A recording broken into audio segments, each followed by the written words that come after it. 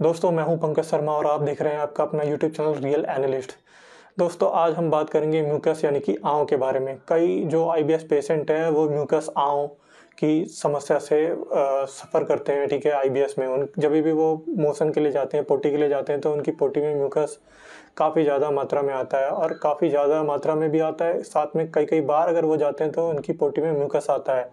कई बार पहले आता है, ठीक है, कई बार पोटी जाने के बाद, पोटी गए, पोटी के एंड में जब वो उठ रहे होते हैं या पोटी कर लेते हैं तो उसके बाद वो म्यूकस आता है थोड़ा सा। ठीक है, तो ये क्यों आता है, इसके पीछे के रीज़न क्या है, इसको आज हम समझेंगे इस वीडियो के माध्यम से। दोस्तों म्यूकस यानी कि आंव एक जेली लाइक सब्सटेंस है, एक पदार्थ है, ठीक है, जो जेली की तरीके से होता है। जैसे हमारा थूक होता है इसी तरीके से म्यूकस भी आता है आपकी पोटी में। ठीक है, आईबीएस के पेशेंट की पोटी में ये हमारे इंटेस्टाइन में एक प्रोटेक्शन लेयर की तरीके से काम करता है।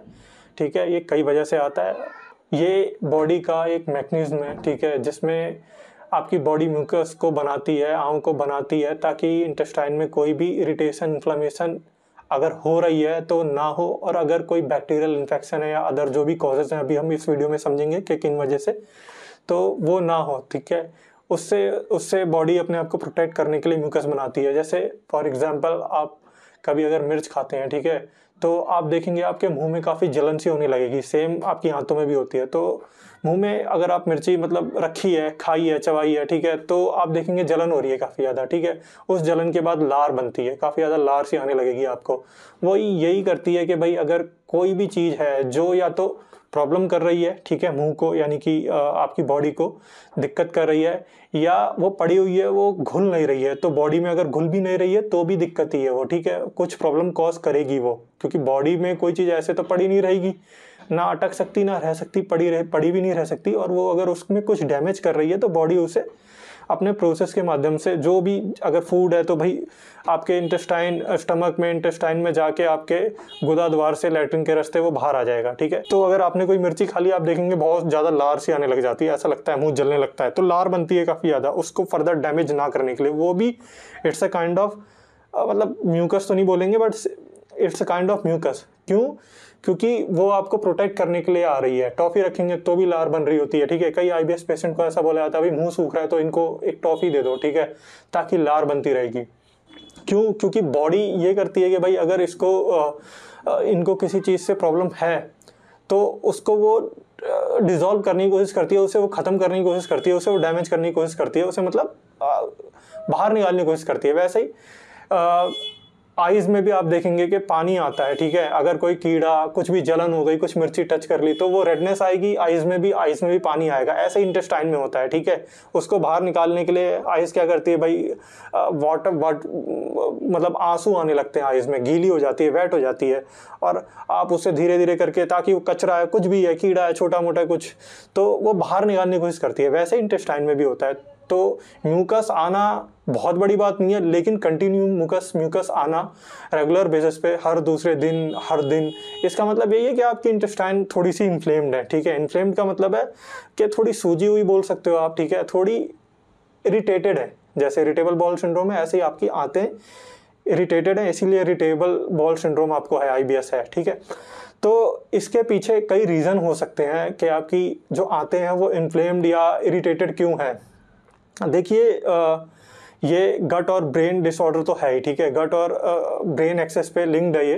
ठीक है, आईबीएस जो है, इसी वजह से आपको ये प्रॉब्लम हो रही है। ठीक है, क्योंकि अगर किसी को भी म्यूकस वगैरह आ रहा होता है तो थोड़े बहुत टाइम में, जैसे आप देखेंगे कि बैक्टीरियल इन्फेक्शन हो गया तो थोड़े बहुत टाइम में वो क्योर हो जाता है। ठीक है, उनको म्यूकस आएगा, आंव आएगी, थोड़े बहुत टाइम में वो दवाई खाएंगे बैक्टीरियल इन्फेक्शन की, ठीक हो जाएंगे। ठीक है, बट आईबीएस वाले पेशेंट क्या करते हैं, अगर वो बैक्टीरियल इन्फेक्शन की दवाई भी खाएंगे तो भी उनको दिक्कत फिर भी बनी रहती है, क्योंकि वो माइंड से कनेक्टेड है कुछ हद तक, और कुछ हद तक माइंड मतलब थोड़ी सी उनकी आंतें सेंसिटिव भी हो चुकी हैं। ठीक है, फॉर द मोमेंट। अब क्या रीज़न होते हैं, जैसे आप किसी को दूध अगर हजम नहीं होता है, फिर भी वो दूध पी रहा है, दूध से बने हुए प्रोडक्ट खा रहा है, तो उस टाइम भी आंतें इन्फ्लेम्ड होंगी। रिपोर्ट्स में भी इन्फ्लामेशन आती है, डॉक्टर बताते हैं। वो रीज़न यही है कि इन्फ्लामेशन है, इन्फ्लेम्ड है आपकी आंतें। ठीक है, इंटेस्टाइन।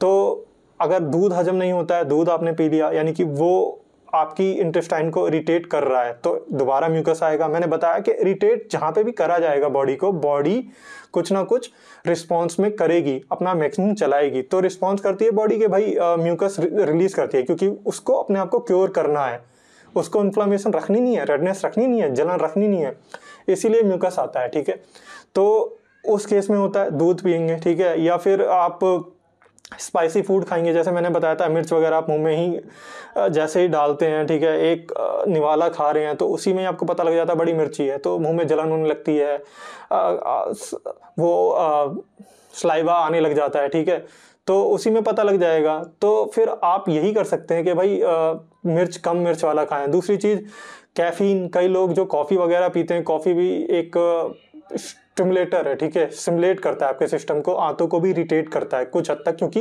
जिनकी आंतें ऑलरेडी सेंसिटिव हैं तो वो कॉफ़ी वगैरह पीते हैं उससे भी दिक्कत हो जाती है।